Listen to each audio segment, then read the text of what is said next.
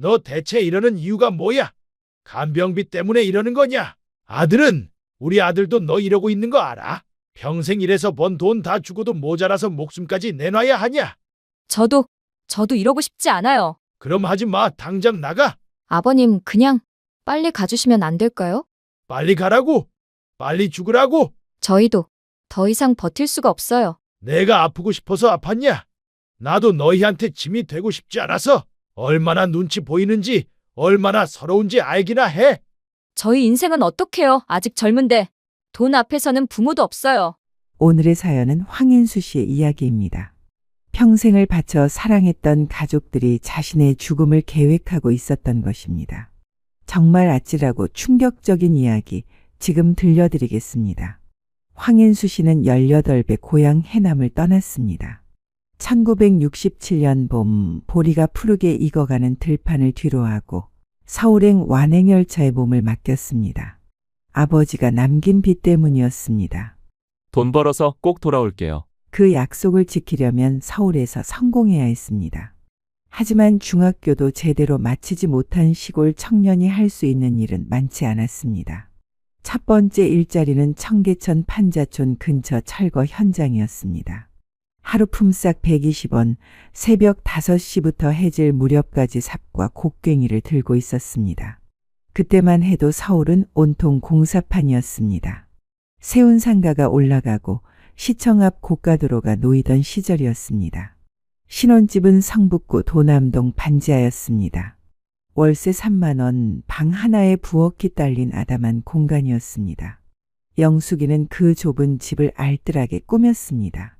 벽에는 고향 해남에서 가져온 어머니 사진을 걸었고 창가에는 고무나무 화분을 놓았습니다. 아들 윤재가 태어난 것은 결혼 2년 차였습니다. 영숙이가 진통을 시작했을 때 황 씨는 잠실 아파트 건설 현장에 있었습니다. 급히 달려간 병원에서 아들의 첫 울음소리를 들었을 때 그는 눈물이 날 뻔했습니다. 우리 윤재, 아빠보다 훨씬 똑똑하게 클 거야. 황 씨는 갓난아기인 아들을 안고 속삭였습니다. 자신이 받지 못한 교육을 아들에게는 끝까지 시켜주겠다고 다짐했습니다. 시간이 흘러 며느리와 윤재가 결혼한 것은 2008년이었습니다.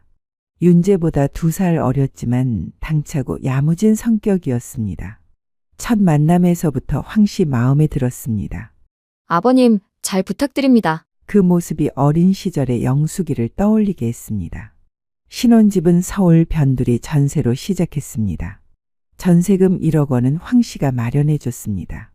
평생 모은 돈의 절반이었지만 아까워하지 않았습니다. 젊은 부부가 알아서 잘 살아갈 거라고 믿었습니다. 어느 저녁 윤재가 며느리와 함께 황인수를 찾아왔습니다. 아버지, 저희가 상의 드릴 일이 있어서요. 평소보다 조심스러운 목소리였습니다. 뭔데?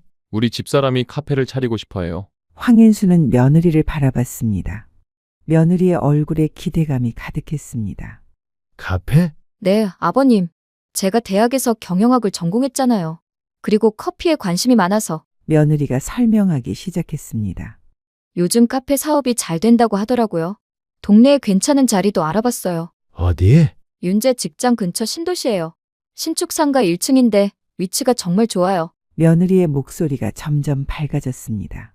학원가 근처라서 학생들도 많고 직장인들도 많이 지나다녀요. 황인수는 고개를 끄덕였습니다. 좋은 생각이네. 젊은 사람이 뭔가 해봐야지. 그런데 윤재가 말을 이었습니다. 보증금이 좀 부족해요. 얼마나 드는데? 임대 보증금이 1억 정도 들 것 같아요. 며느리가 조심스럽게 덧붙였습니다. 저희가 모은 돈은 1,000만 원 정도밖에 없어서. 윤재가 고개를 숙였습니다. 아버지, 죄송한데 혹시 도와주실 수 있을까요? 5천만 원이면 아버지, 너무 부담스러우시면 안 하셔도 돼요. 윤재가 급히 말했습니다. 카페가 잘 되면 천천히 갚아드릴게요. 며느리도 고개를 끄덕였습니다. 정말 열심히 해서 꼭 성공할게요. 그래서 아버님께 보답하겠어요. 황인수는 며느리의 간절한 눈빛을 봤습니다. 젊은 여자가 뭔가 해보고 싶어하는 마음이 이해됐습니다. 그냥 주는 거 아니야. 자용증까지 써서 빌려만 주는 거니까. 며느리의 얼굴이 환하게 밝아졌습니다. 아버님, 정말요? 젊은 사람이 꿈이 있는 게 좋지. 나도 젊었을 때 기회가 있었으면 뭔가 해봤을 텐데. 황인수가 웃었습니다. 고맙습니다. 아버지. 윤재가 깊이 고개를 숙였습니다. 고맙습니다. 꼭 성공해서 보답하겠습니다. 며느리의 말을 믿었습니다. 젊은 며느리의 패기와 윤재의 성실함이면 충분히 잘 될 거라고 생각했습니다. 그렇게 자신의 모든 것을 나누어 준 후 황 씨는 경기도 외곽의 오래된 전원주택에서 혼자 살았습니다. 1980년대에 지어진 단층 집이었지만 마당이 넓고 조용했습니다. 찬바람이 매서웠던 새벽이었습니다. 황 씨는 평소처럼 새벽 5시에 잠에서 깼습니다. 40년 넘게 몸에 밴 습관이었습니다. 현장에서 일할 때는 항상 이 시간에 일어나 하루를 시작했습니다. 거실로 나와 보일러를 틀고 물을 끓였습니다. 현관문을 열고 나서려고 문을 활짝 열었습니다. 갑자기 가슴 한가운데가 조여왔습니다. 처음에는 단순한 소화불량인 줄 알았습니다. 어제 저녁에 라면을 끓여 먹었는데 그것 때문일 거라고 생각했습니다. 하지만 통증이 점점 심해졌습니다. 마치 누군가 가슴을 꽉 쥐어짜는 것 같았습니다. 목구멍이 막힌 것처럼 답답하고 식은땀이 이마에 맺히기 시작했습니다. 이상하다. 중얼거리며 신발장에 주저앉았습니다. 가슴에서 시작된 아픔이 왼팔로 퍼져나갔습니다. 턱 아래쪽도 뻐근했습니다. 살면서 큰 병치레 한 번 없이 건강하게 지냈습니다. 어지러움이 몰려왔고 시야가 흐릿해졌습니다. 온몸에 힘이 빠지면서 옆으로 쓰러졌습니다. 윤재한테 전화를. 떨리는 손으로 휴대폰을 집어들었습니다. 하지만 번호를 누르기도 전에 손에서 전화기가 떨어졌습니다. 바닥에 떨어진 휴대폰이 딱딱한 소리를 내며 튕겼습니다. 그때부터 기억이 흐릿해졌습니다. 황 씨가 다시 의식을 되찾았을 때는 완전히 다른 곳이었습니다. 하얀 천장이 형광등 불빛에 희번득거렸습니다. 어디선가 기계음이 규칙적으로 울렸습니다. 고개를 돌려보니 링거 줄이 팔에 꽂혀 있었습니다. 손목에는 플라스틱 팔찌가 채워져 있었습니다. 어르신 깨셨네요. 간호사가 다가왔습니다. 온화한 미소를 지으며 황 씨의 이마에 손을 댔습니다. 여기가 어디입니까? 목소리가 갈라졌습니다. 목구멍이 바짝 말라 있었습니다. 선모병원 응급실이에요. 심근경색으로 응급실송되셨어요. 심근경색. 그 단어가 황 씨의 머릿속에서 맴돌았습니다. 심장마비라는 뜻이었습니다. 죽을 뻔했다는 얘기였습니다. 집에서? 누가? 이웃분이 신고해 주셨어요. 대문이 열린 채로 있는 걸 보고 들어가 보니까 쓰러져 계셨대요. 그때 문을 제대로 닫지 못했나 보다고 생각했습니다. 다행히 빨리 발견되셔서 골든타임을 놓치지 않았어요. 지금은 안정된 상태예요.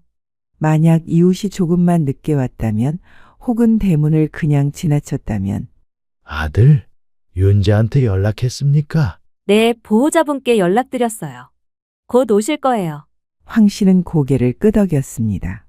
그리고 천장을 바라보며 깊은 숨을 내쉬었습니다. 살았구나. 아직 죽을 때가 아니구나. 1시간쯤 후 윤재가 급히 뛰어왔습니다. 얼굴이 창백했고 눈이 빨갛게 충혈되어 있었습니다. 아버지, 괜찮으세요? 괜찮다. 놀랐지? 의사 선생님이 큰 수술은 안 해도 된다고 하셨어요. 다행이에요. 윤재는 아버지의 손을 꽉 잡았습니다. 그 손이 차갑다는 것을 느꼈습니다.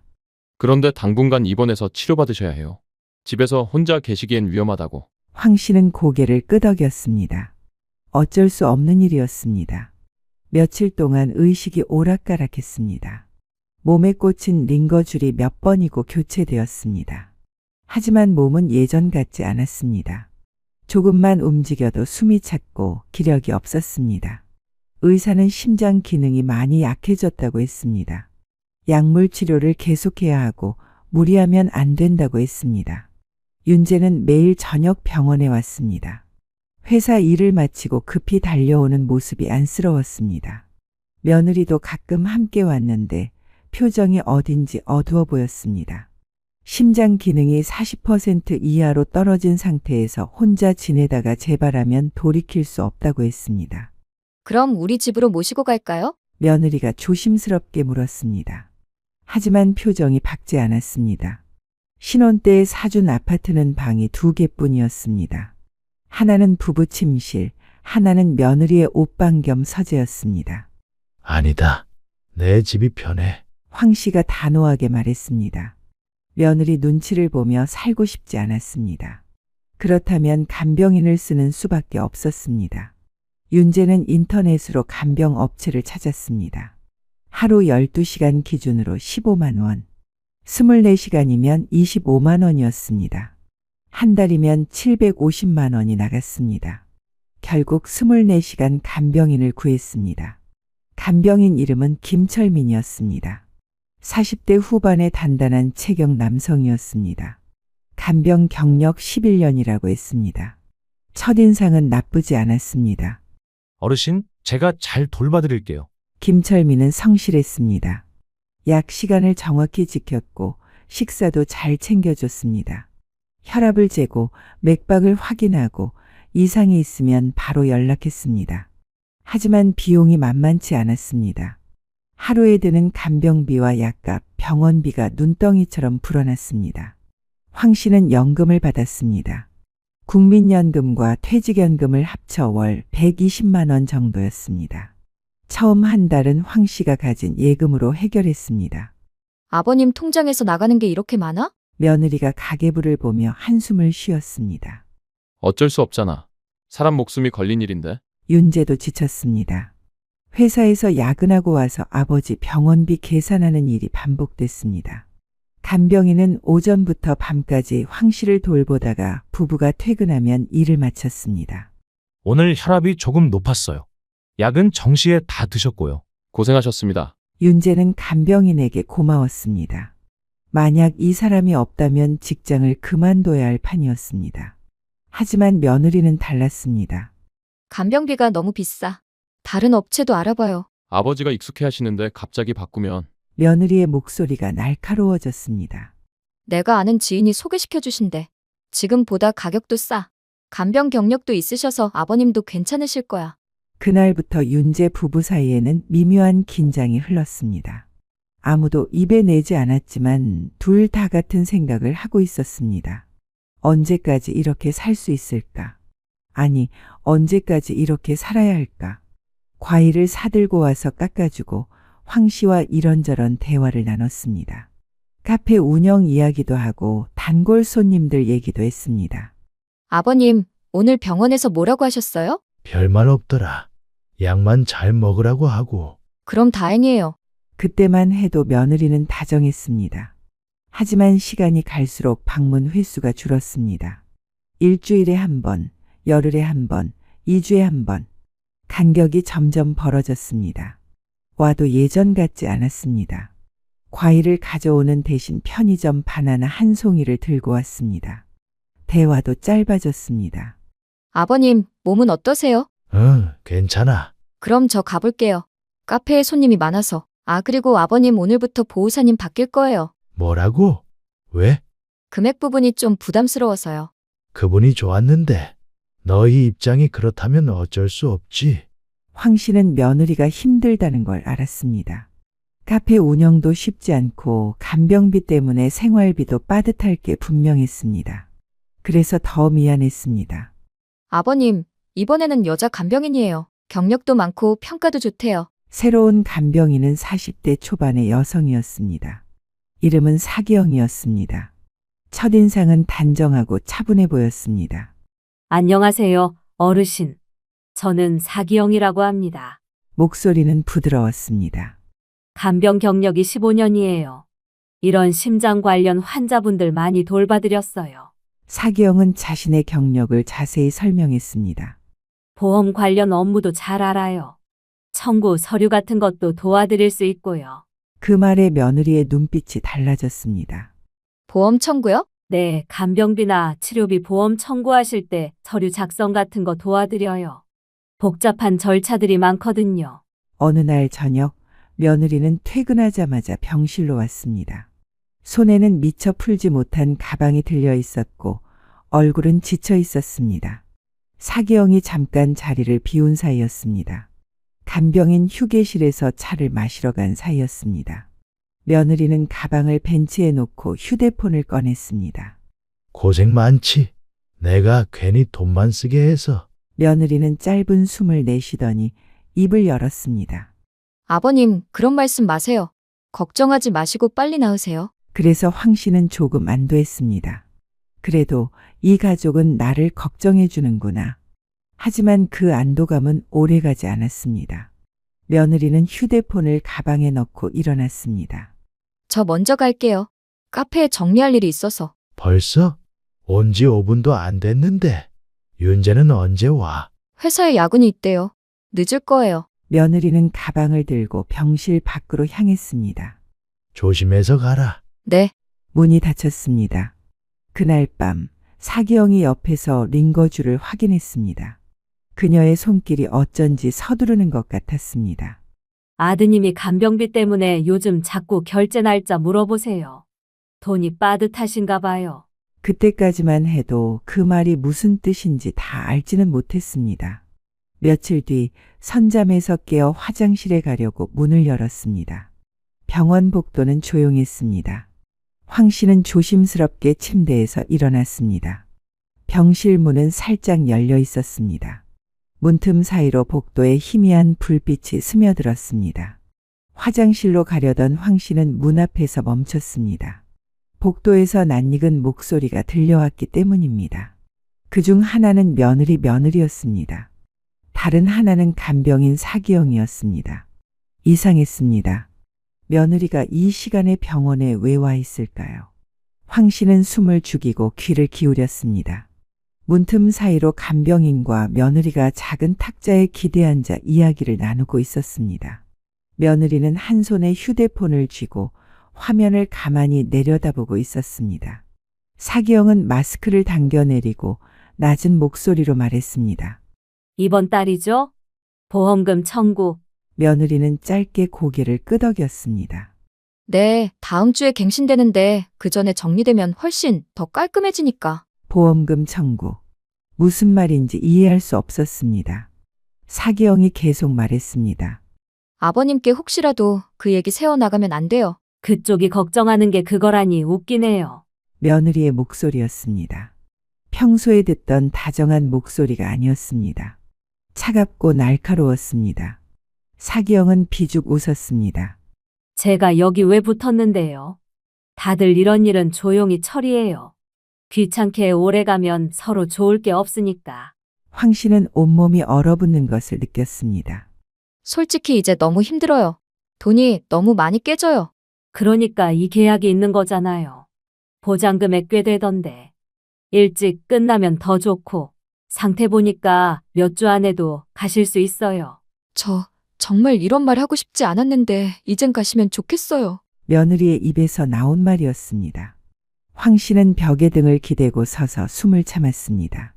심장이 너무 크게 뛰어서 들킬까봐 무서웠습니다. 그때 사기영이 낮고 단호한 목소리로 말했습니다. 그러면 저도 방법은 알아서 쓰겠습니다. 병세가 더 악화되면 어쩔 수 없이 빨리 정리가 될 수도 있다는 얘기죠. 근데 혹시 들키면 어쩌죠? 누가 뭘 들켜요? 사기영의 목소리가 더욱 차가워졌습니다. 아버님이 혹시라도 그 연세에 지금 상태로요? 사기영은 지그시 눈을 내리깔았습니다.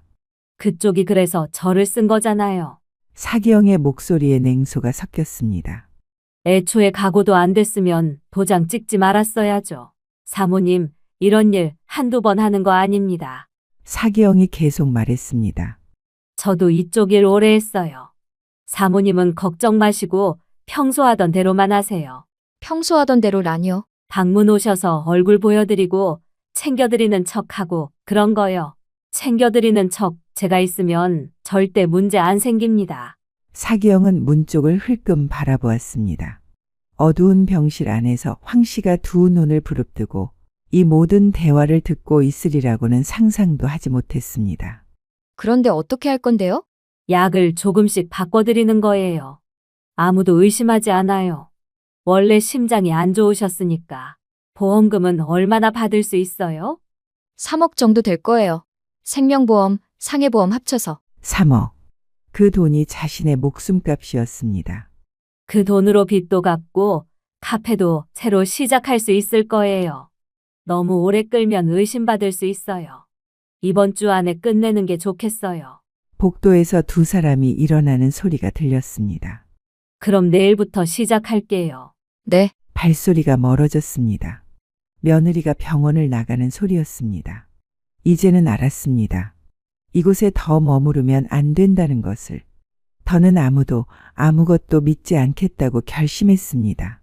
내가 여기서 나가지 않으면 나는 정말 이 사람들 손에 죽겠구나. 사기영이 병실로 돌아왔습니다. 황 씨는 급히 침대로 가서 눈을 감고 잠든 척했습니다. 어르신 괜찮으세요? 사기영이 조용히 물었습니다. 황 씨는 대답하지 않았습니다. 숨소리만 고르게 냈습니다. 사기영은 링거줄을 확인하고 차트를 정리했습니다. 그리고 작은 약병을 가방에서 꺼냈습니다. 새벽이 될 때까지 잠이 오지 않았습니다. 다음 날 아침 황 씨는 잠든 척 눈을 감고 있었습니다. 어르신 아침이에요. 사기영이 부드러운 목소리로 말했습니다. 어젯밤 들었던 그 차가운 목소리와는 전혀 달랐습니다. 황 씨는 천천히 눈을 떴습니다. 평소와 다르지 않은 척해야 했습니다. 오늘 컨디션은 어떠세요? 괜찮아. 사기영은 링거줄을 점검했습니다. 그리고 주머니에서 작은 약봉지를 꺼냈습니다. 평소와 다른 약이었습니다. 오늘부터 약이 조금 바뀌어요. 의사 선생님이 더 효과 좋은 걸로 바꿔주셨대요. 사기영이 물컵을 내밀었습니다. 지금 드시겠어요? 아, 조금 있다가 먹을게. 아직 속이 좀. 그럼 제가 잠깐 차트 정리하고 올게요. 밥 좀 먹고 올 테니까 그때 드세요. 사기영이 간병인 휴게실로 향했습니다. 황 씨는 조심스럽게 침대에서 일어났습니다. 링거줄을 팔에서 뽑았습니다. 조금 아팠지만 참을 만했습니다. 병원 가운 위에 낡은 외투를 꺼내 어깨에 걸쳤습니다. 슬리퍼를 벗어 신발로 갈아 신었습니다. 복도를 조심스럽게 걸었습니다. 다른 병실에서는 아직 아침 회진이 진행 중이었습니다. 의사와 간호사들이 바빴습니다. 엘리베이터 앞에 도착했습니다. 버튼을 눌렀습니다. 너무 오래 걸리는 것 같았습니다. 혹시 사기영이 돌아오면 어쩌나 초조했습니다. 엘리베이터가 열렸습니다. 다른 보호자 한 명이 타고 있었습니다. 몇 층이세요? 1층이요. 엘리베이터가 내려갔습니다. 가슴이 쿵쿵 뛰었습니다. 1층에 도착했습니다. 로비를 가로질러 정문으로 향했습니다. 안내데스크 직원들이 바쁘게 움직이고 있었습니다. 병원 문을 나섰습니다. 습한 여름 공기가 얼굴을 덮쳤습니다. 햇볕이 쏟아지는데 몸속은 아직도 싸늘했습니다. 입구에 서서 두리번거렸습니다. 택시가 하나쯤 서 있을 줄 알았습니다. 그런데 오늘따라 아무 차도 보이지 않았습니다. 가슴이 쿵쿵 뛰는 것을 느끼며 길가로 한 발 더 나섰습니다. 온몸에서 땀이 줄줄 흘렀습니다. 다리에 힘이 풀려 주저앉을 것 같았습니다. 그 순간 뒤에서 목소리가 들려왔습니다. 어르신, 지금 뭐 하세요? 황 씨는 얼어붙은 채 천천히 고개를 돌렸습니다. 사기영이 마스크를 턱까지 내린 채 바지 주머니에 한 손을 찔러 넣고 서 있었습니다. 입가에는 얇은 웃음이 걸려 있었습니다. 지금 어디 가시는 거예요? 다시 들어가시죠. 아직 몸도 못 추스르셨는데. 황 씨는 뒷걸음질치며 고개를 저었습니다. 목소리가 간신히 나오듯 떨렸습니다. 이제 안 돌아간다. 사기영의 웃음이 조금 더 넓어졌습니다. 아, 그러시면 곤란합니다. 황 씨는 정신을 붙잡으며 몸을 돌려 길 쪽으로 걸음을 떼었습니다. 어르신, 그러다 다치시면 더 큰일 납니다. 사기영이 다가왔습니다. 황 씨는 팔을 뿌리치려 했습니다. 사기영의 손이 팔뚝을 꽉 조였습니다. 길가에 지나가던 사람들이 힐끗힐끗 쳐다봤습니다. 누군가는 휴대폰을 꺼내는 듯했습니다. 놔라 이놈! 황 씨가 목청을 쥐어짜듯 외쳤습니다. 사기영은 이를 악물었습니다. 제발 좀 가만히 계세요.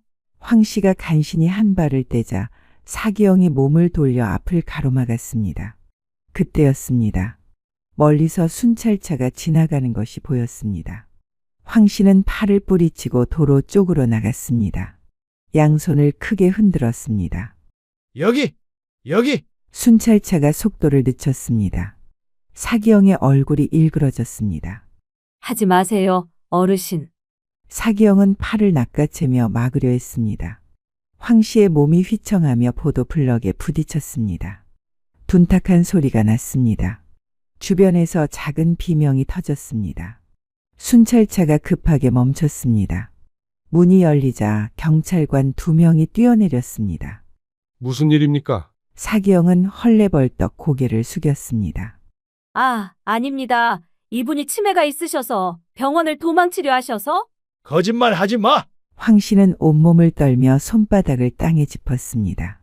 머리가 울렸지만 입술이 저절로 움직였습니다. 나는 정신 멀쩡합니다. 내가 집에 가야 해요. 경찰관 한 명이 조심스럽게 다가왔습니다. 어르신 괜찮으세요? 어디 부상은 없으세요? 괜찮아요. 제발 저 좀 집에 보내주세요. 황 씨는 손을 흔들면서 다시 말했습니다. 이 사람 믿지 마세요. 난 치매 아닙니다. 다 기억해요. 난 집에 가야 해요. 사기영의 얼굴이 사색이 되었습니다. 주변 사람들의 시선이 더 커졌습니다.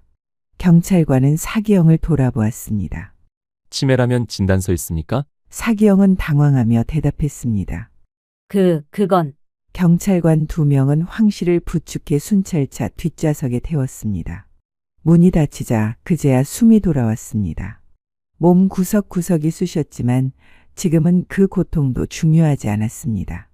차가 서서히 병원을 벗어나 도로에 들어섰습니다. 황 씨는 창문 너머로 멀어지는 병원 건물을 바라보다가 문득 고개를 떨구었습니다. 저 사람들 간병인이랑 며느리랑 하는 말을 엿들었어요. 운전석에 앉은 경찰관이 룸미러로 황 씨를 슬쩍 바라보았습니다. 이제 가시면 좋겠다. 보험금 나온다고 제가 다 들었습니다. 옆자리에 탄 젊은 순경도 입술을 앙 다물었습니다. 한동안 아무 말이 없었습니다. 황 씨는 손을 떨며 더듬더듬 말을 이었습니다.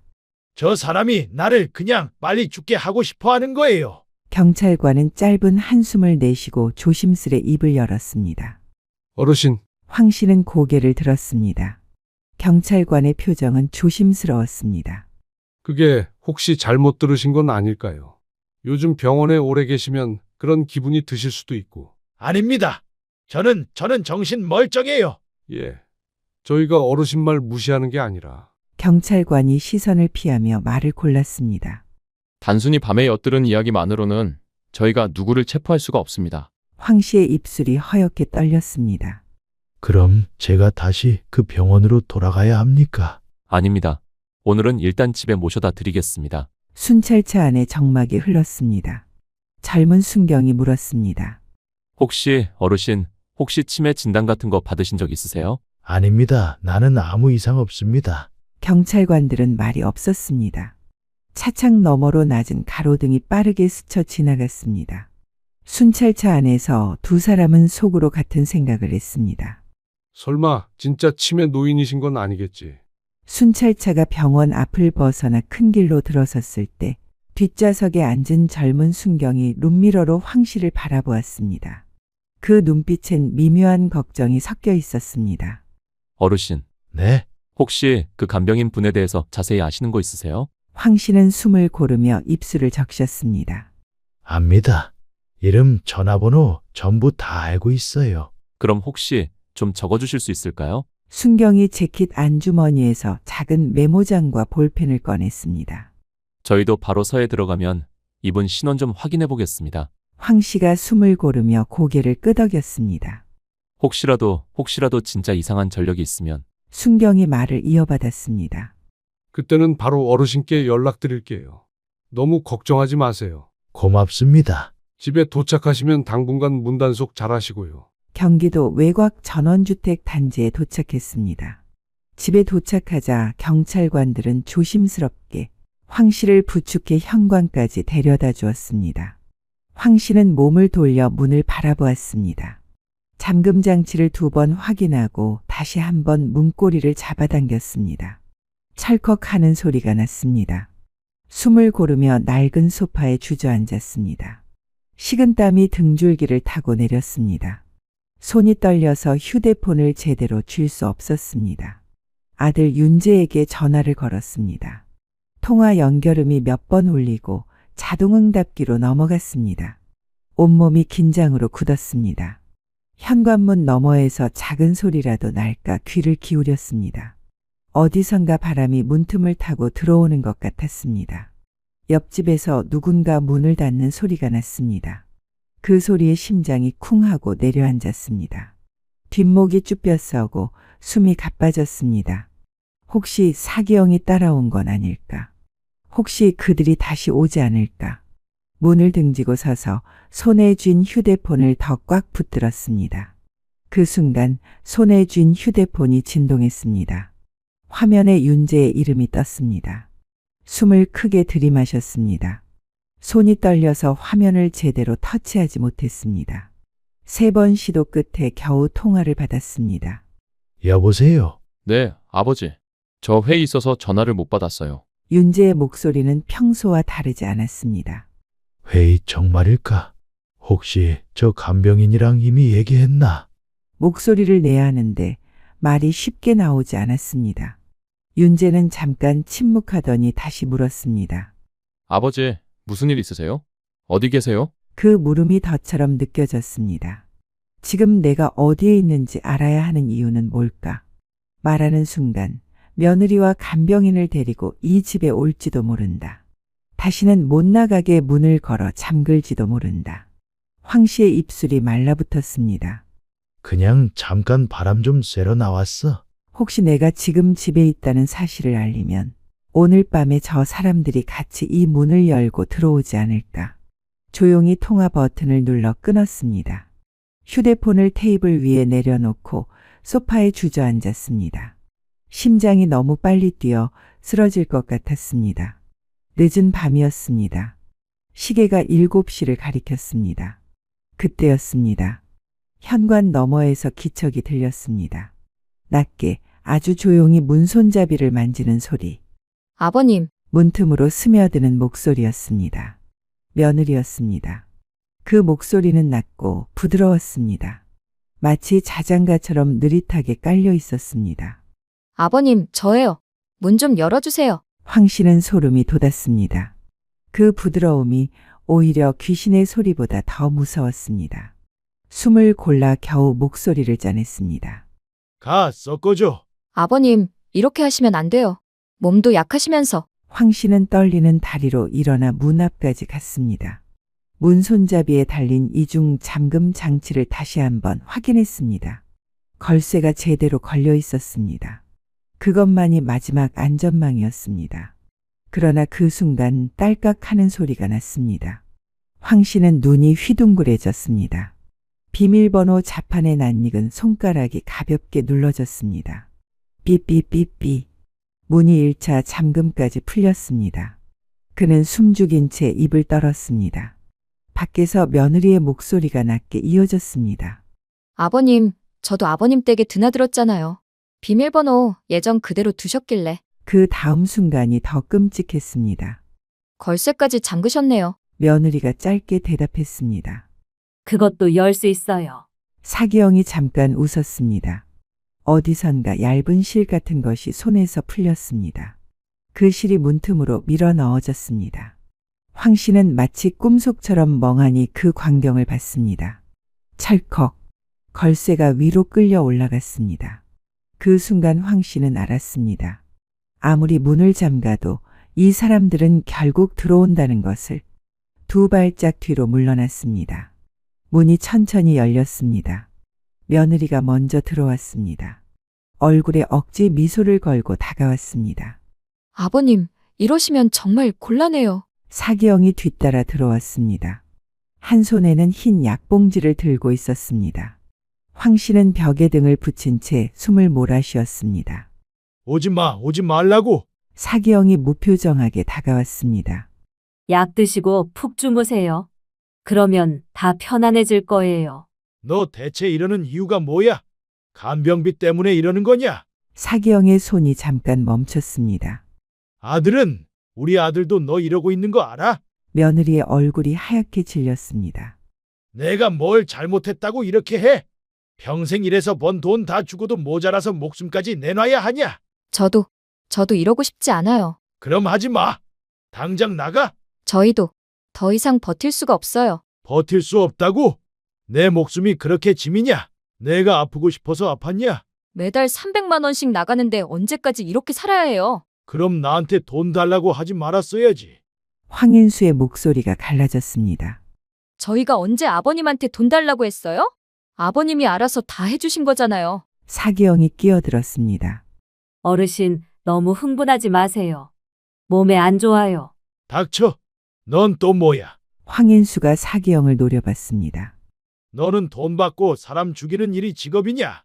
몇 명이나 죽였어? 사기영의 얼굴이 굳었습니다. 그런 말씀 마세요. 니들 이 짓거리 하는 거 우리 아들도 알아? 네, 윤재도 그렇게 생각해요. 거짓말하지 마. 정말이에요. 윤재도 힘들어해요. 아버님 때문에 내 아들이 그랬다고? 매일 한숨만 쉬어요. 그놈의 간병비 때문에? 그렇다고 이렇게 하란 말은 아니겠지. 너 우리 아들까지 끌어들이지 마. 윤재는 그런 아이가 아니야. 황인수의 목소리가 떨렸습니다. 설령 힘들어한다고 해도 아버지를 죽이자고 하지는 않을 거야. 그래서 저희가 하는 거잖아요. 사기영이 끼어들었습니다. 아드님은 모르게 조용히. 너 입 다물어. 황인수가 사기영을 노려봤습니다. 어르신, 현실을 받아들이세요. 돈 앞에서는 부모도 없어요. 같은 시각 순찰차는 파출소 옆 주차장에 조용히 멈춰 서 있었습니다. 선배 경찰관이 고개를 떨구고 한숨을 쉬었습니다. 아까 그 노인 말이야. 순경이 옆에서 살짝 고개를 돌렸습니다. 진짜 치매 아니야? 아무리 들어도 좀 이상하더라. 순경은 입술을 깨물었습니다. 글쎄요. 이거 우리가 집에 데려다 준 게 잘한 건지 모르겠다. 저희 할머니가 치매셨거든요. 선배 경찰관이 조용히 눈길을 주었습니다. 근데 저렇게 또렷하게 이름, 전화번호, 주소까지 다 말씀하시고 그 순간에도 상황이 일관되게 설명하시는 거 보면 순경은 숨을 골랐습니다. 아무튼 말로 다 설명은 안 되는데 치매는 아닌 것 같아요. 선배 경찰관은 메모장을 꺼내 쓱 펼쳤습니다. 종이 위에 삐뚤빼뚤 적힌 이름과 번호가 눈에 들어왔습니다. 컴퓨터로 검색을 시작했습니다. 사기영, 1979년생. 아니 이 사람? 순경이 몸을 기울였습니다. 왜? 보험 사기로 2번 전과 있고 사기로 벌금형이 5번이나 있습니다. 숨이 막힌 듯한 공기가 내려앉았습니다. 순경이 낮은 목소리로 중얼거렸습니다. 그럼 진짜 번호 빨리. 순경이 적어둔 메모지를 펼쳐 그의 손에 쥐어주었습니다. 곧바로 황 씨의 번호를 눌렀습니다. 통화 연결음이 울렸습니다. 제발 받아라. 순경은 조마조마한 얼굴로 휴대폰 스피커에 귀를 기울였습니다. 신호음이 5번쯤 울리고 자동응답기가 켜졌습니다. 지금은 전화를 받을 수 없습니다. 순경이 불안하게 중얼거렸습니다. 아무리 그래도 이 시간에 전화를 안 받으시는 건 이상합니다. 바로 가자. 선배 경찰관이 짧게 말했습니다. 순경이 벌떡 일어났습니다. 두 사람은 동시에 순찰차 문을 열었습니다. 차 문이 쾅 하고 닫혔습니다. 엔진이 터져 나오듯 시동이 걸렸습니다. 선배 경찰관은 차를 급하게 돌리며 숨을 몰아쉬었습니다. 어르신 제발. 황 씨는 벽에 등을 붙인 채 숨을 몰아쉬었습니다. 부엌 바닥에 휴대폰이 금이 간 채 깜빡이고 있었습니다. 며느리는 문 옆에 서서 미소를 억지로 띤 채 그를 바라보고 있었습니다. 그 웃음이 더 이상 사람의 얼굴 같지 않았습니다. 사기영은 한 손에 흰 약봉지를 흔들었습니다. 손가락 사이로 동그란 약이 부딪혀 작은 소리가 났습니다. 아버님, 며느리가 낮은 목소리로 말했습니다. 이제 약 드시고 푹 주무세요. 그러면 다 편안해질 거예요. 황 씨는 입술을 떨며 고개를 저었습니다. 오지 말라고. 사기영이 팔을 뻗었습니다. 쿵, 쿵. 현관문이 울렸습니다. 마치 누가 문을 부수려는 듯 세차게 두드리는 소리였습니다. 경찰입니다. 어르신 괜찮으세요? 며느리의 얼굴이 순간 사색이 됐습니다. 사기영의 손이 멈췄습니다. 뭐야? 사기영이 낮게 중얼거렸습니다. 쿵, 쿵. 문 여세요. 경찰입니다. 황 씨는 벽에 몸을 붙인 채 숨을 몰아쉬었습니다. 온몸이 떨렸지만 그 소리가 구원의 종소리처럼 들렸습니다. 그 순간 마지막 힘이 솟구쳤습니다. 가슴 깊은 데서 터져나오는 목소리였습니다. 여기요. 살려주세요. 확인. 문 따. 쇠로 된 도어락이 부서지는 소리가 났습니다. 문이 충격에 흔들렸습니다. 마지막 일격에 문이 안으로 벌어지며 열렸습니다. 경찰관 2명이 순식간에 집 안으로 들이닥쳤습니다. 손들어. 움직이지 마. 사기영은 움찔하며 한 발짝 뒤로 물러섰습니다. 손에 쥔 약봉지가 바닥에 떨어졌습니다. 황인수 어르신 맞으시죠? 경찰관 한 명이 황 씨에게 다가왔습니다. 황 씨는 벽에 기댄 채 고개를 끄덕였습니다. 눈에 눈물이 번졌습니다. 이 사람들 날 죽이려고. 알겠습니다. 저희가 다 보았습니다. 경찰관은 짧은 손짓으로 동료를 불렀습니다. 이 사람 긴급 체포. 보험 사기 및 살해미수 혐의. 알겠습니다. 사기영의 얼굴이 무너졌습니다. 손목에 수갑이 채워졌습니다. 움직이지 마세요. 경찰관은 며느리에게도 차갑게 경고했습니다. 당신도 조사받으셔야 합니다. 며느리의 입술이 새파랗게 질렸습니다. 저는 아무것도. 이미 다 확인했습니다. 사기형의 전과 기록, 보험 사기 수법까지. 경찰관이 바닥에 떨어진 약봉지를 집어들었습니다. 이것도 증거물로 압수하겠습니다. 사기영이 입을 열었습니다. 그냥 심장약이에요. 아무것도. 감정 결과 나오면 알겠죠. 경찰관의 목소리가 단호했습니다. 사기영 씨, 당신에게는 묵비권이 있습니다. 당신이 한 말은 법정에서 불리하게 작용할 수 있습니다. 사기영은 더 이상 말하지 않았습니다. 며느리는 떨리는 목소리로 말했습니다. 저는 정말 몰랐어요. 이 사람이 혼자. 공범으로 체포합니다. 며느리의 얼굴이 하얗게 질렸습니다. 어르신께 직접 들었습니다. 당신이 한 말까지. 그때는 심증뿐이었지만 지금은 주거 침입의 현행범으로 체포합니다. 황 씨는 경찰관의 부축을 받으며 겨우 몸을 일으켰습니다. 어르신, 이제 안전합니다. 저희가 보호조치 들어갈 거예요. 고맙습니다. 목소리가 갈라졌습니다. 사기영과 며느리가 순찰차에 태워져 나갔습니다. 집안이 다시 조용해졌습니다. 경찰관이 황 씨에게 물었습니다. 혹시 다른 가족분께 연락드릴까요? 아들 윤재한테. 알겠습니다. 몇 시간 후 경찰서 조사실 복도에 앉아있던 황 씨는 문득 고개를 들었습니다. 낯익은 발걸음 소리가 다가왔습니다. 흰 얼굴에 눈이 충혈된 윤재였습니다. 아버지. 그제야 황 씨는 손에 쥐고 있던 메모지를 내려놓았습니다. 숨이 길게 빠져나왔습니다. 왔구나. 윤재는 한 걸음 다가왔지만 발끝이 조심스러웠습니다. 눈가에 뭉친 눈물이 번졌습니다. 죄송합니다, 아버지. 황 씨는 그 얼굴을 바라보았습니다. 오래전에 봤던 아직 젊은 시절의 윤재 얼굴이 겹쳐졌습니다. 너도 알았느냐? 아니에요. 저는 전혀 몰랐어요. 목소리가 떨렸습니다. 아버지, 정말 죄송합니다. 저도 어떻게 해야 할지 모르겠어요. 아버지, 제가 좀 더 자주 찾아뵙고 이런 일 없게 했어야 했는데. 됐어. 황 씨의 목소리가 낮았습니다. 그러나 그 안에는 쉽게 가라앉지 않는 서운함이 서려 있었습니다. 너도 내 살기 바빴지. 그동안 나도 참 바보였다. 황 씨는 아무 말 없이 아들을 바라보았습니다. 그날 이후 윤재는 며칠을 경찰서와 집을 오갔습니다. 사기영의 조사가 진행되면서 충격적인 사실들이 드러났습니다. 그녀는 지난 5년간 비슷한 수법으로 7명의 노인을 상대로 보험 사기를 벌였습니다. 그중 3명이 실제로 당했습니다. 모두 자연사로 처리됐어요. 원래 지병이 있던 분들이라. 황 씨는 더 이상 묻지 않았습니다. 자신도 그 3명 중 하나가 될 뻔했다는 사실만으로 충분했습니다. 며느리의 재판은 한 달 후에 열렸습니다. 윤재가 찾아와 말했습니다. 아버지, 그자 실형을 받을 것 같대요. 그래? 황 씨는 더 이상 묻지 않았습니다. 이제 그들의 일에 관여할 마음도 없었습니다. 그저 너무 오랫동안 내어주기만 했던 걸 되찾아야 한다고 생각했습니다. 며칠 뒤 황 씨는 부동산 사무실에 앉았습니다. 서류 봉투에 꺼내놓은 종이들은 전부 그의 이름이었습니다.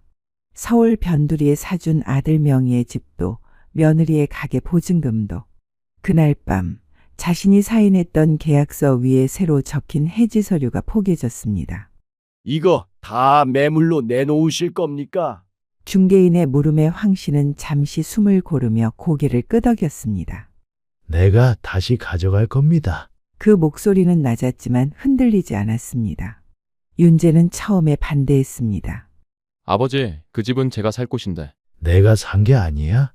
내가 사준 거지. 그래도 며느리한테 준 보증금도 다 돌려받을 거야.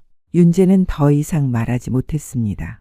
아버지 얼굴에서 지금까지 본 적 없는 단호함을 봤기 때문입니다. 아파트는 한 달 만에 팔렸습니다. 며느리의 카페도 정리됐습니다. 합쳐 2억 원이 황 씨 통장으로 들어왔습니다. 윤재는 월세 원룸으로 이사했습니다. 회사 근처 낡은 건물이었습니다. 아버지, 저 어떻게 살아야 할지 모르겠어요. 내가 알아서 해. 황 씨의 대답은 차가웠습니다. 벌써 40이 넘어서 뭘 모르겠다는 거야. 나는 18살에 혼자 서울 올라와서 다 해냈어. 윤재는 고개를 떨궜습니다. 그동안 너무 편하게 살았나 보다. 며칠 뒤 집을 나서기 전 마지막으로 거실을 둘러보았습니다. 오래된 소파, 벽시계, 작은 테이블.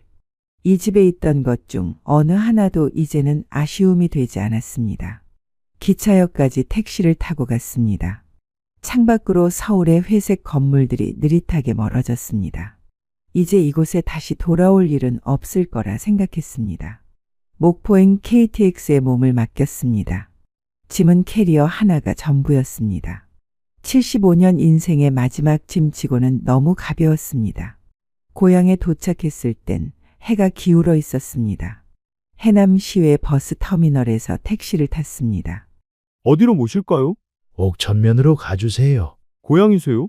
네, 오랜만에 돌아왔어요. 기사가 룸미러로 황 씨를 바라봤습니다. 서울서 사셨나 보네요. 40년 넘게 있었어요. 이제 고향에서 편히 쉬시려고요? 그런 셈이죠. 택시는 논길을 달렸습니다. 어릴 때 뛰어다니던 그 들판이었습니다. 작은 마을에 도착했습니다.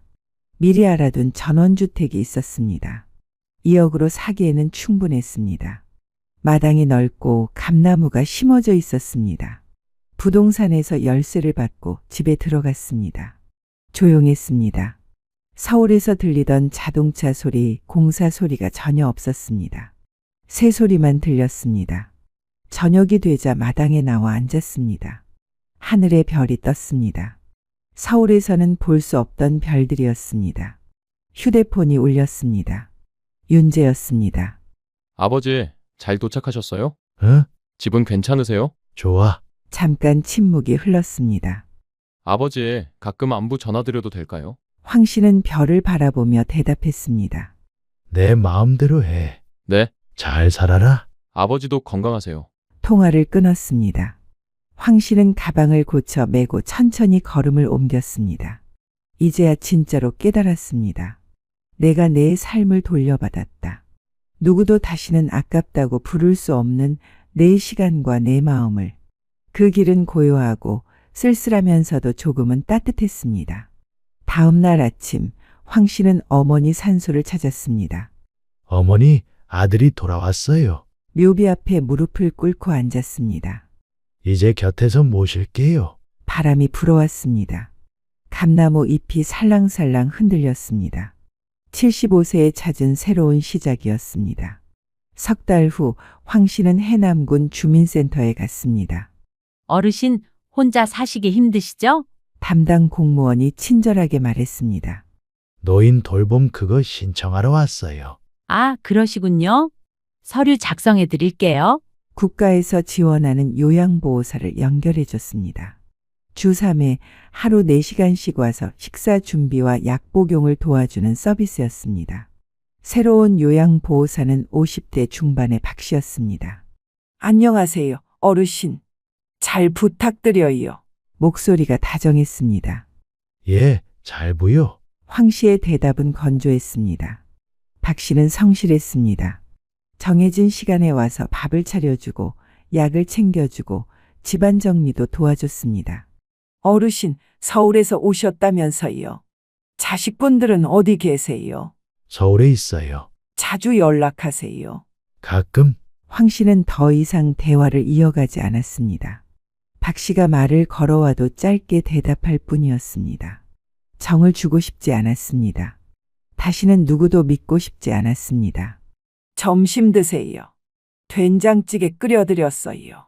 고맙습니다. 약도 챙겨드렸어요. 식후에 드시면 돼요. 어느 날 황 씨는 법무법인을 찾았습니다. 유언장을 작성하고 싶습니다. 변호사가 서류를 준비했습니다. 재산 규모가 어느 정도 되시나요? 부동산 포함해서 3억 정도 됩니다. 상속받을 가족이 계시죠? 아들이 하나 있어요. 그럼 아드님께 상속하시는 걸로. 아니요. 황 씨가 단호하게 말했습니다. 전에 기부할 겁니다. 변호사가 놀란 얼굴로 바라봤습니다. 어디에 기부하실 건가요? 노인복지단체요. 혼자 사는 어르신들 돌봄 사업하는 곳으로. 아드님은 동의하시나요? 몰라도 됩니다. 황 씨의 목소리에 흔들림이 없었습니다. 유언장 작성이 끝나고 집으로 돌아왔습니다. 박 씨가 저녁 준비를 하고 있었습니다. 어르신, 어디 다녀오셨어요? 읍내에 볼 일이 있어서. 피곤하시겠어요. 저녁 드시고 푹 쉬세요. 그래요, 들어가요. 그날 밤 윤재에게서 전화가 왔습니다. 아버지 몸은 괜찮으세요? 혼자 계시는데. 걱정 마. 그래도 제가 가끔 내려가서. 오지 마. 황 씨가 잘라 말했습니다. 내가 올 이유 없어. 나 혼자 잘 살고 있으니까. 윤재는 할 말을 잃었습니다. 그냥 건강하게만 지내세요. 황 씨는 창밖을 바라봤습니다. 달이 밝았습니다. 어떤 사람들은 말할지도 모릅니다. 아들이 무슨 죄냐고, 며느리와 이혼까지 했는데 너무한 거 아니냐고. 하지만 황 씨의 마음은 달랐습니다. 자신의 재산 때문에 또 다른 피해자가 생긴다는 게 너무 힘들었습니다. 돈 때문에 가족이 원수가 되는 걸 이미 경험했습니다. 윤재에게 재산을 물려주면 어떻게 될까요? 또 다른 며느리가 들어오고 또 그 돈을 노릴지도 모릅니다.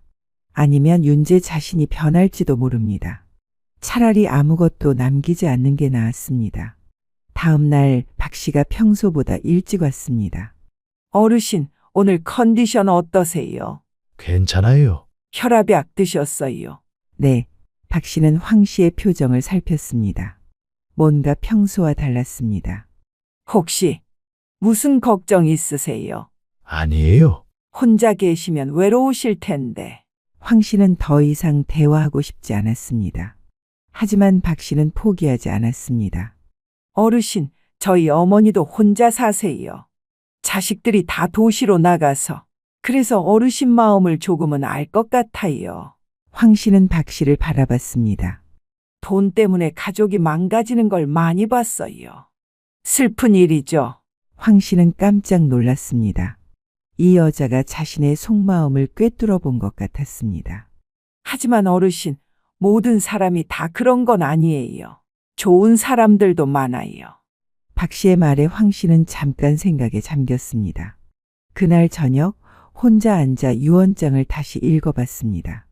자신의 결정이 옳은 건지 확신할 수 없었습니다. 하지만 후회는 없었습니다. 이제 누구도 자신의 죽음을 기다리지 않을 것입니다.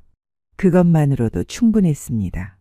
75세의 나이에 황인수는 깨달았습니다.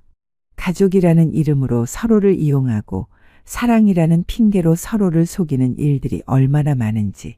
하지만 동시에 이것도 깨달았습니다. 진짜 사랑은 조건이 없다는 것을. 진짜 가족은 이익을 바라지 않는다는 것을. 혼자 사는 것이 외롭기는 했지만 두려워하며 사는 것보다는 나았습니다. 자신의 죽음을 기다리는 사람들 곁에 있는 것보다는 훨씬 평안했습니다. 어르신, 며느리분 조심하세요. 김 씨는 숨이 턱 막히며 눈을 크게 떴습니다. 뭐라고? 겨우 내뱉은 한마디. 김 씨는 그대로 누운 채 온몸이 굳어버렸습니다. 지금 말씀 잘 안 되시죠? 근데 의식이 또렷하신 거 간호사들은 알아요. 말이 안 되는 거랑 정신이 흐린 건 다르니까요. 오늘 낮에요. 1층 대기실에서 며느리분이 어떤 남자분과 이야기하는 걸 우연히 들었어요. 진짜일까? 설마 내가 모르는 사이에 언제부터?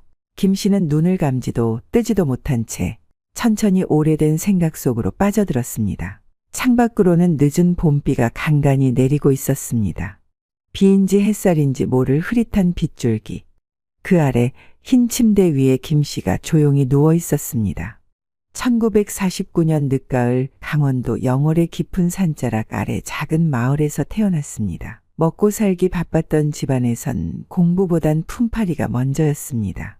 어느새 철근을 옮기고 시멘트를 나르며 서울 변두리 건설 현장까지 올라갔고 그곳에서 결혼도 인생도 시작되었습니다. 김 씨의 아들 김주는 서울에서 태어났습니다.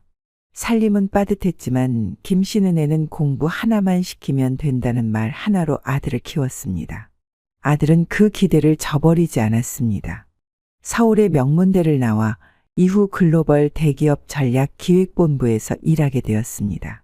김 씨는 그저 아들이 넥타이를 메고 외국어로 회의하는 모습을 사진으로 볼 때마다 나는 복 터진 놈이다 고 생각했습니다. 그리고 김 씨는 은퇴해서 지금은 고향에 내려가 조용히 살고 있습니다. 서울에서 살던 집은 어렵사리 모은 돈으로 매매를 해서 세를 내주고 있었습니다. 그리고 그맘때쯤 아들이 결혼했습니다. 말투도 조용하고 공손했던 며느리 최소연.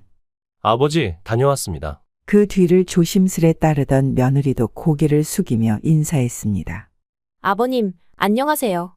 인사드리러 왔습니다. 김 씨는 안방에서 나와 두 사람을 바라보았습니다. 오래된 가죽 슬리퍼를 끌고 나오며 입가엔 묵직한 미소가 맴돌았습니다. 왔냐?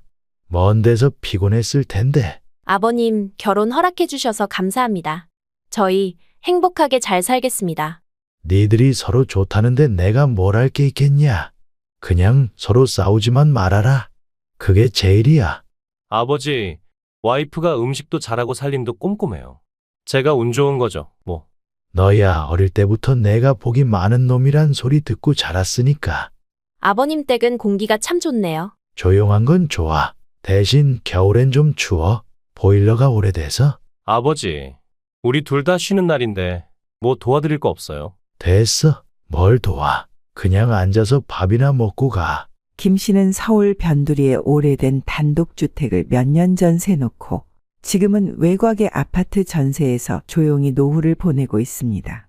TV 옆 작은 찻상엔 리모컨과 돋보기가 놓여 있고 그는 매일 아침 뉴스를 챙겨보는 게 일과입니다. 김 씨는 오전 9시 정각 늘 틀어놓는 뉴스 채널에 리모컨을 눌렀습니다. 기상청 소식과 환율 시세가 지나간 뒤 앵커의 표정이 살짝 굳어진 화면이 나왔습니다. 서울시 동북권역 재개발 가속화 해당 지역 평당가 3천 넘겨. 화면엔 익숙한 지도가 떴습니다. 김 씨는 처음엔 아무 생각 없이 앵커 멘트를 흘려들었습니다. 북서울 6구역 재건축 확정 40년 넘은 단독주택 밀집 지역 1200세대 신축 예정. 그러다 자막 밑에 깔린 지도를 자세히 본 순간 김 씨의 눈이 커졌습니다. 저기는 자신이 20년 넘게 살았던 그 집. 지난달까지 평당 1,500선이던 이 지역은 재건축 확정 발표 이후 일주일 만에 2배 가까이 치솟은 상황입니다. 그때 준이네가 이 집은 그냥 묵혀두자 했었지. 팔 생각도 없고 못하러 괜히 세금만 낸다면서. 그 집은 당시 평범한 노후된 주택이었습니다. 내부도 낡았고 집값 오를 기미도 없다고 모두들 말했었습니다. 그 말을 듣고 그냥 세놔놓고 살자고 마음을 접었던 게 몇 년 전이었습니다. 김 씨는 천천히 종이를 손바닥에 얹고 바라보았습니다. 한 장짜리 서류가 지금 이 순간만큼은 무게감 있는 유산처럼 느껴졌습니다. 가진 거 하나 없었는데 그래도 우리 준이한테 남겨줄 게 생겨서 다행이네. 다음 날 아침 김 씨는 아침밥을 차려 먹은 뒤 TV를 켜지도 않고 조용히 책을 읽고 있었습니다. 그때 휴대폰이 울렸습니다. 화면엔 최소연이라는 이름이 떠 있었습니다. 어? 김 씨는 눈살을 살짝 찌푸렸습니다. 준이가 아닌 며느리에게서 오는 전화는 드문 일이었습니다. 여보세요. 아버님, 안녕하세요. 지금 통화 괜찮으세요? 그래. 웬일이냐? 아, 그냥요. 저기 그게. 혹시 예전에 아버님이 사셨던 집 있잖아요. 그쪽 동네 맞으시죠? 왜 그걸 묻냐? 아, 뉴스 보다가 혹시 그 동네가 맞나 싶어서요. 아버님이 전에 거기 잠깐 계셨다고 했던 것 같아서 요즘 집값이 많이 오르더라고요. 괜히 궁금해서 여쭤본 거예요. 하. 그 순간 김 씨는 속으로 조용히 한마디를 삼켰습니다. 여우 같은 아무 일 없다. 괜한 생각 말고. 그는 짧게 잘라 말했습니다.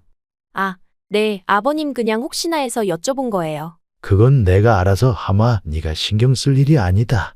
앞으로 그런 일로 전화하지 말거라. 아, 네. 죄송해요.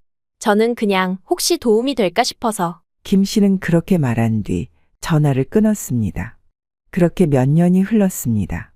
손녀 하나 손주 하나 연년생으로 손주도 보여주었고 아들은 회사에서 열심히 일해서 승진도 하였습니다. 하지만 수십 년간 당뇨를 알아온 김 씨는 결국 다리에 괴사가 생겨 전신마취 수술까지 받게 되었습니다. 수술은 무사히 끝났지만 후유증이 남았습니다.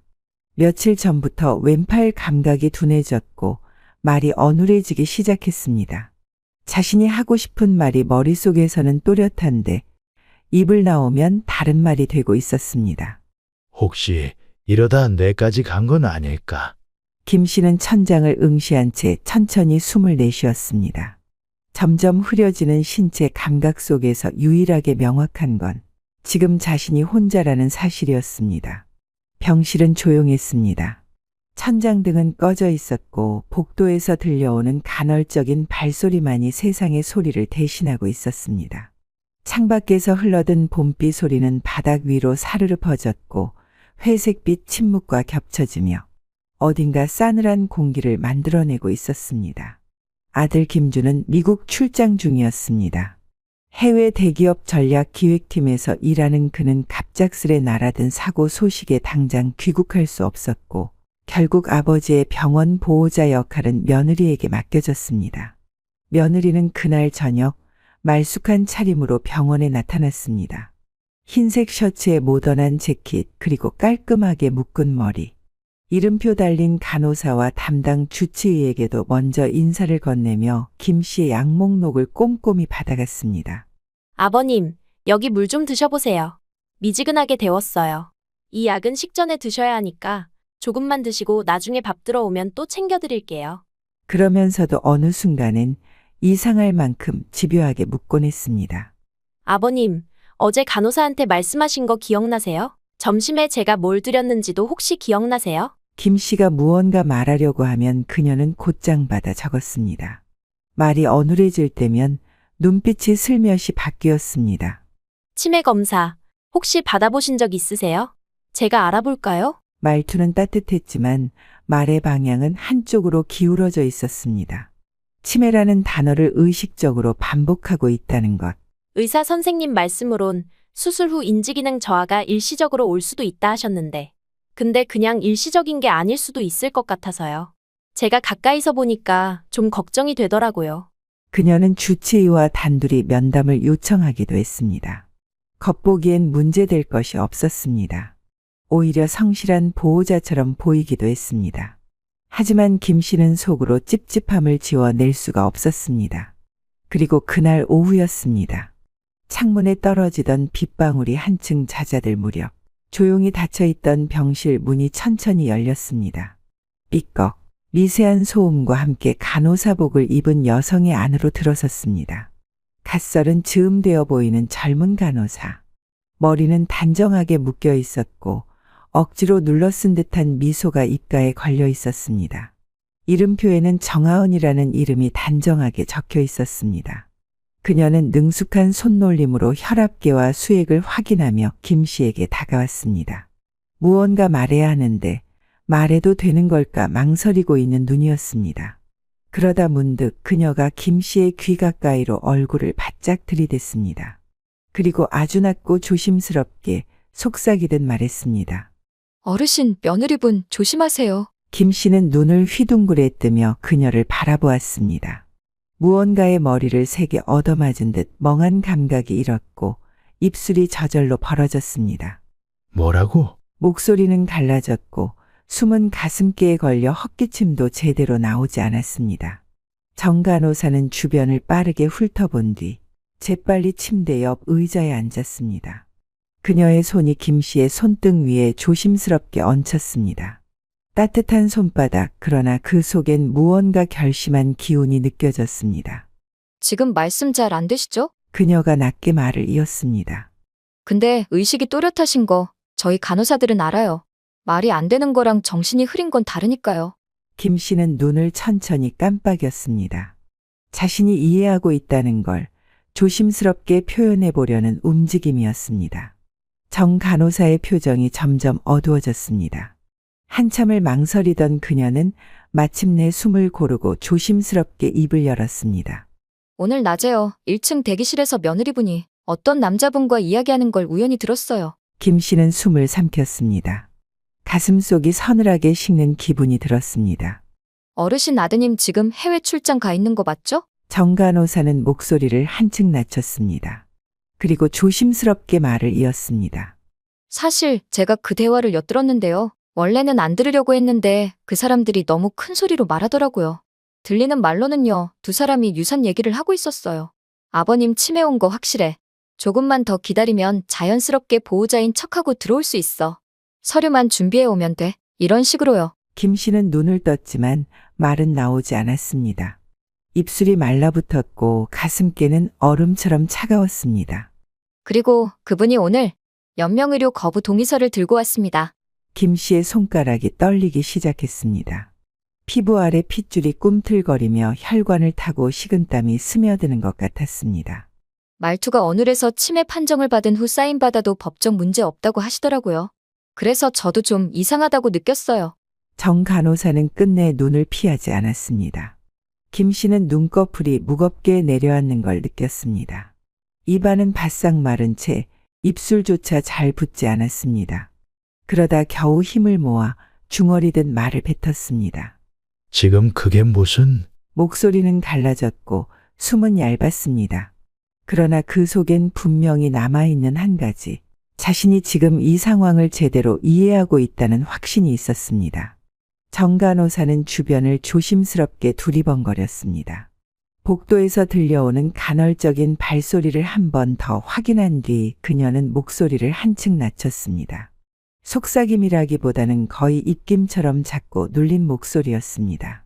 사실 이런 말씀드리면 안 되는 건데요. 어르신, 진짜 정신 똑바로 차리셔야 해요. 그녀는 그 말을 남기고 조용히 일어섰습니다.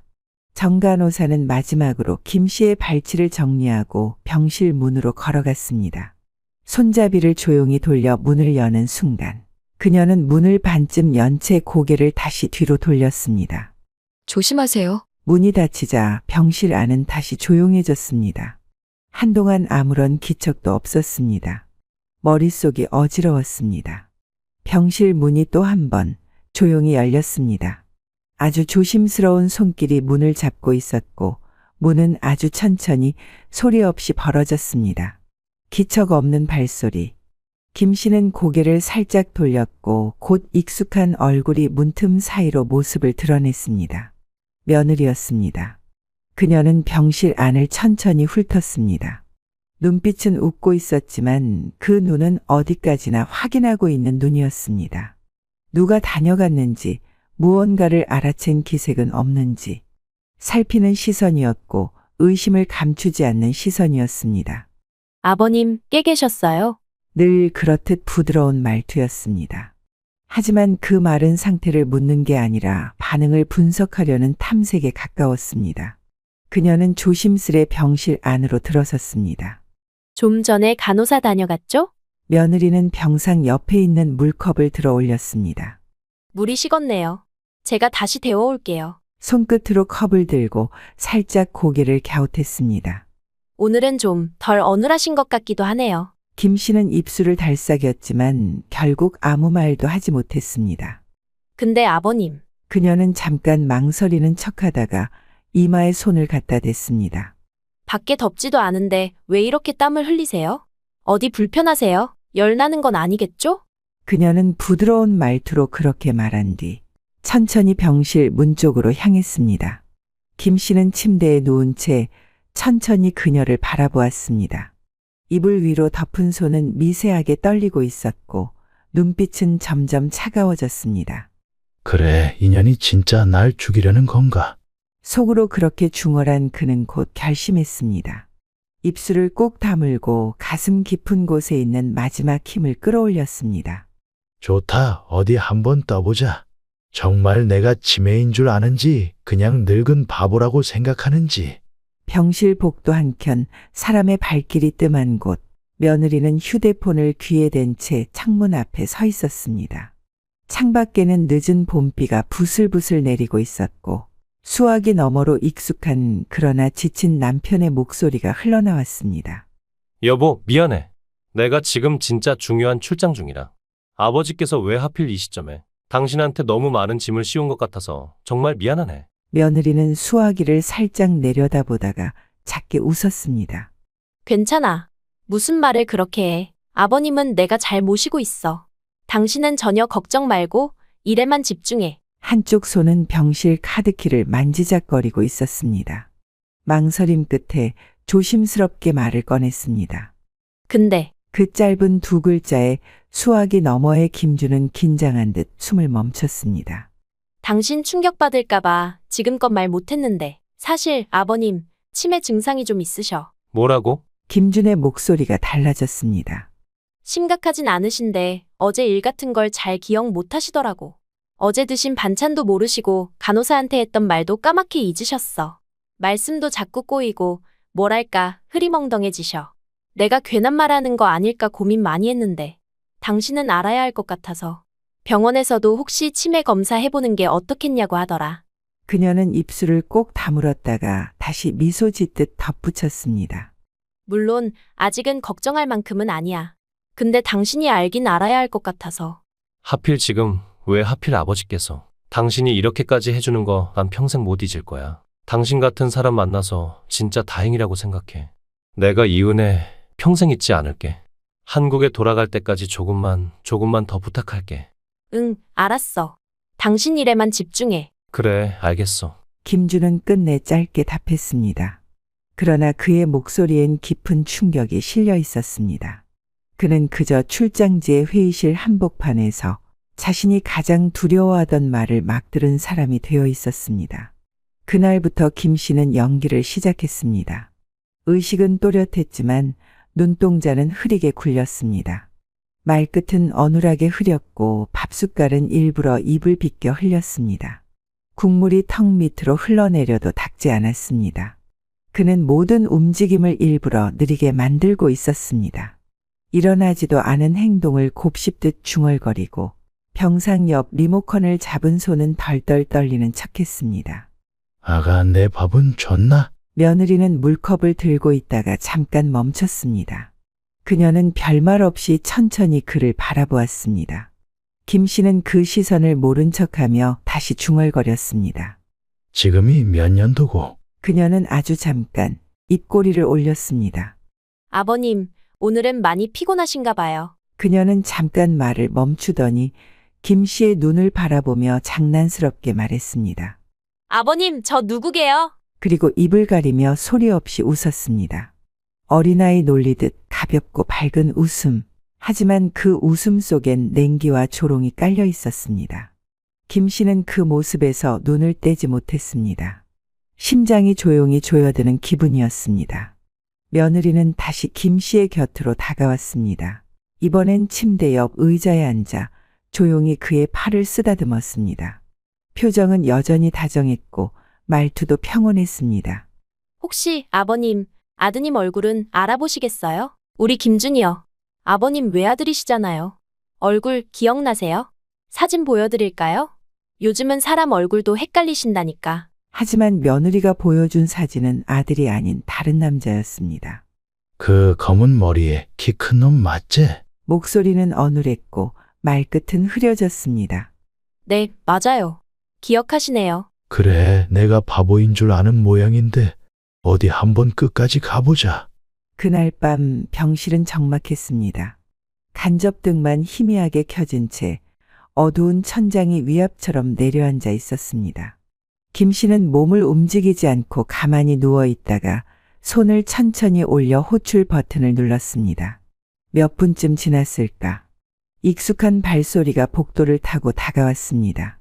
문이 조용히 열리고 간호사 정하은이 들어섰습니다. 어르신, 무슨 일이세요? 김 씨는 고개를 천천히 돌렸습니다. 녹음기 좀 구해줄 수 있겠나? 정하은은 순간 멈칫했습니다. 무언가를 잘못 들은 건 아닐까 싶어 눈을 가늘게 떴습니다. 녹음기요? 자꾸 오래가는 거 숨겨둘 수 있는 걸로. 진짜 괜찮으시겠어요? 그거 증거로 쓰시겠다는 거죠? 김 씨는 천천히 고개를 끄덕였습니다. 내가 죽어도 말이지. 그년 손에는 안 죽는다. 그녀는 눈을 돌려 병실 출입문 쪽을 확인한 뒤 조용히 다가와 김 씨의 손등에 손을 얹었습니다. 제가 도와드릴게요. 그리고 그날 밤 병실 침대 머리맡 수납장 안에는 작고 검은색 녹음기 하나가 조용히 숨겨졌습니다. 작고 납작한 그 기계는 손바닥 안에 쏙 들어갈 만큼 얇았고 하은 간호사가 구해온 오래된 구형 모델이었습니다. 이건 그냥 녹음 버튼만 누르시면 돼요. 빨간색 버튼입니다. 너무 오래 켜두진 마세요. 배터리가 오래 안 가요. 그날 밤 김 씨는 한참을 잠들지 못했습니다. 이불 아래 숨긴 녹음기를 손끝으로 감싼 채 천장을 바라보며 조용히 되뇌었습니다. 내가 치매든 병든 노인이든 상관없다. 증거만 잡히면 이 게임은 내가 이긴다. 다음 날 아침 며느리는 어김없이 나타났습니다. 이번엔 화장한 얼굴에 깔끔한 정장 차림이었습니다.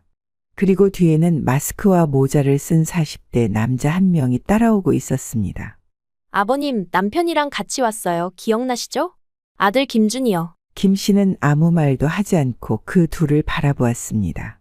서류 좀 챙겨왔어요. 여기 사인만 하시면 돼요. 연명치료 거부 동의서예요. 아버님도 이젠 좀 편하게. 며느리는 서류를 꺼내 들고 김 씨 손등을 쓰다듬었습니다. 하지만 그 순간 수납장 안에 녹음기가 작동 중이라는 걸 그녀는 몰랐습니다. 그때 김 씨는 갑자기 시선을 똑바로 고정한 채 입을 열었습니다. 내가 안 죽으면 실망하겠구나. 지연의 얼굴이 싸늘하게 굳었습니다. 네? 뭐라고 하셨어요? 그리고 바로 그 순간 병실 문이 열리고 그 서류 지금 바로 내려놔. 차가운 목소리. 그건 김 씨의 아들이자 김준의 목소리였습니다. 준희 씨? 최소연의 얼굴이 새하얘졌습니다. 김준은 병실 문을 확 밀고 들어오며 그 서류를 낚아채듯 집어들었습니다. 너 지금 이게 뭐 하는 짓이야? 저 오해예요. 저는 그냥 오해. 김 씨는 한껏 낮은 목소리로 웃으셨습니다. 연명치료 서류를 가짜 보호자랑 꾸민 게 오해라고? 지연은 그제야 얼굴이 하얗게 질렸습니다. 아니, 그게 아니고 전 그냥 아버님 걱정돼서. 입 다물어. 병원 CCTV도 있고 이 간호사도 증인이야. 그 순간 병실 옆 커튼이 열리고 간호사 한 명과 병원 보안실 직원이 들어왔습니다. 다 녹음됐습니다. 경찰 부르겠습니다. 그 순간이었습니다. 한쪽에 서 있던 모자를 푹 눌러 쓴 남자가 갑자기 몸을 틀며 튀어나갔습니다. 그는 순간적으로 어깨를 숙여 보안 직원을 밀쳐내고 병실 문을 박차고 뛰쳐나갔습니다. 야, 직원이 외쳤고 뒤이어 간호사가 소리쳤습니다. 보안팀 호출해요. 순식간에 병원 복도가 소란에 휩싸였습니다. 간호사들과 병원 직원들이 쏟아져 나오고 복도엔 긴급 호출음이 울렸습니다. 방금 전까지 조용하던 병동이 아수라장이 되었습니다. 저 새끼 잡아. 복도 끝에서 누군가 소리쳤고 2명의 직원이 그를 뒤쫓아 전력 질주했습니다. 그 남자는 캡모자를 푹 눌러 쓴 채 사람들 사이를 비집고 달아났습니다. 김 씨는 침대 위에서 그 광경을 바라보며 깊은 숨을 내쉬었습니다. 가슴께가 천천히 들썩였고 손끝에 힘이 들어갔습니다. 이틀 전 밤, 김 씨는 꺼져 있는 휴대폰을 충전시켜 아들에게 전화를 걸었습니다. 아버지, 괜찮으세요? 왜 이렇게 연락이 안 됐어요? 전화기가 꺼져 있었어. 간호사한테 겨우 부탁해서 충전한 거야. 네? 집사람이 안 도와줬어요? 김준의 목소리가 혼란에 휩싸였습니다. 지금껏 믿고 있던 말들과 전혀 다른 이야기가 들려온 것이었습니다. 준아, 지금 당장 한국으로 돌아와라. 아버지, 무슨 말씀이세요? 많이 아프세요? 지금 위급하신 건 아니죠? 위급하지. 그 말에 김준이 말을 멈췄습니다. 너희 며느리 그 여자가 날 죽이려고 하고 있다. 수화기 너머로 길고 깊은 정적이 흘렀습니다. 김준은 아무 말도 하지 못했습니다. 숨소리조차 들리지 않았습니다. 이제부터 너도 정신 바짝 차려야 한다. 아버지, 그게 무슨 말씀이세요? 집사람이 뭘 했다고 그러시는 거예요? 그는 이 말을 하면서도 속으로 불쾌한 기운을 느꼈습니다. 그러나 오랜 시간 함께한 아내였습니다. 그렇게까지 할 리 없다고, 적어도 아버지를 해칠 만큼은 아니라고 믿고 싶었습니다. 그 여자가 지금 날 치매로 몰아가고 있다. 예? 그리고 연명치료 거부 동의서까지 준비하고 있어. 가짜 보호자를 데려다가 날 그냥 처리하려는 거다. 김준은 그대로 굳어버렸습니다. 입을 반쯤 벌린 채 아무 말도 하지 못했습니다. 김 씨는 그 정적을 알았습니다. 아들이 지금 충격을 받고 있다는 걸 느꼈습니다. 난 멀쩡하다. 말이 좀 어눌할 뿐 정신은 또렷하다. 믿을 수가 없어요. 그의 목소리는 갈라졌습니다. 그럼 지금 당장 병원으로 갈까요? 한국으로 들어가면 병원 먼저. 김 씨가 그 말을 끊었습니다. 아무한테도 말하지 말고 조용히 들어와라. 민낯을 봐야 한다. 네가 직접 끝까지 다 봐야 해. 알겠어요. 아버지, 비행기 오늘 밤에 알아볼게요. 그래, 준아, 이젠 너도 정신 차려야 해. 김준은 서랍을 열고 짐을 싸기 시작했습니다. 속옷, 셔츠, 노트북, 충전기. 손은 빠르게 움직였지만 마음은 정반대로 느리게 움직이고 있었습니다. 정말 그럴 리가 있을까?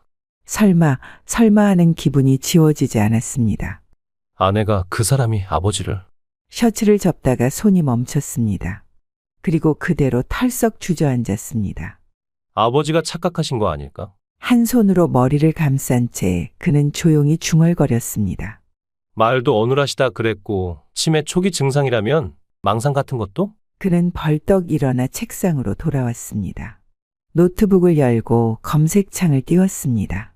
치매 증상 초기, 치매 환자의 망상 특징, 검색 결과가 쏟아졌습니다. 김준은 하나하나 눌러가며 읽었습니다. 최근 기억에 왜곡 실제 일어난 일과 상상의 혼동, 가족에 대한 오해. 그는 손으로 눈을 비볐습니다. 망상이라면 충분히 있을 수 있잖아. 그런데 김 씨의 말이 머릿속을 떠나지 않았습니다. 걘 지금 날 치매로 몰고 있고 가짜 보호자 데려다 연명치료 거부 서류를 내고 있다. 이건 그냥 망상이라기엔 너무 구체적이었습니다. 그는 자리에서 일어나 천천히 다시 옷과 방을 닫았습니다. 그제야 실감이 났습니다. 회사를 이렇게 비우면 잘릴 수도 있었습니다. 지금 맡은 프로젝트는 본사의 신임을 직접 시험받는 자리였습니다. 하지만 회사는 다시 구하면 되지. 아버지는 다시 못 구하니까. 그는 가방을 메고 여권을 확인했습니다. 몰래 입국해야 했습니다. 민낯을 직접 봐야 했으니까. 그는 마지막으로 거울 앞에 섰습니다. 자신의 얼굴을 바라보았습니다. 의심, 분노, 불안, 배신감, 모든 감정이 겹겹이 쌓여 있었습니다.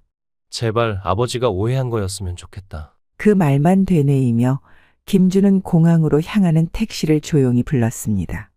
병실 바깥이 소란스러웠습니다. 복도 끝 엘리베이터가 열리자 경찰 2명이 빠르게 걸어 들어왔습니다. 그 뒤를 병원 보안 직원이 안내했고 간호사 정하은이 묵직한 표정으로 뒤따랐습니다. 김영도 환자 보호자 최소연 씨 맞으시죠? 병실 안 커튼 뒤에 서 있던 최소연이 그 말에 멈칫했습니다. 이내 돌아보며 차분한 얼굴로 대답했습니다. 제가 최소연인데요. 가명 보호자 동반에 의한 사문서 위조 시도 혐의로 조사 중입니다. 함께 병원 내 보안 기록 및 녹취 파일 확보되었고 의료기관 측 진술도 확보됐습니다. 당장 동행해 주시죠. 경찰이 그녀의 양손에 수갑을 채웠습니다. 그녀는 마지막까지 김 씨를 향해 고개를 돌려 말했습니다. 웃고 있지도 않았고 울고 있지도 않았습니다. 노인네, 아직 정신은 멀쩡한가 보네? 병실 안은 잠시 조용했습니다. 긴 시간이 지난 후 아들 김주는 병상에 앉아 있는 김 씨의 손을 천천히 잡았습니다. 그 손은 거칠고 마르며 지금은 약해져 있었지만 김준이 기억하는 그 손은 누구보다 단단하고 무거운 손이었습니다. 자신을 키워낸 묵묵히 등 뒤에서 밀어주던 손. 아버지, 정말 죄송해요. 그 말이 입에서 나오자 목구멍이 막히듯 숨이 턱 멎었습니다. 전 아무것도 모르고 아버지를 혼자 그렇게 무섭고 답답한 상황에 두었네요. 그 여자가 아버지를 그렇게까지. 이 불효 도대체 어떻게 갚아야 할지 모르겠습니다. 아버지. 그리고 천천히 입을 열었습니다. 너무 늦지 않았으면 된 거지. 살다 보면 다 모를 때가 있는 거다. 김주는 얼굴을 감싸며 조용히 울었습니다. 며느리 최소연이 경찰에 붙잡혀간 지 한 달 후 병실의 공기는 한결 조용해져 있었습니다. 복잡한 절차들과 증언, 녹취와 증거 제출이 이어졌고 결국 그녀는 정식 기소됐습니다.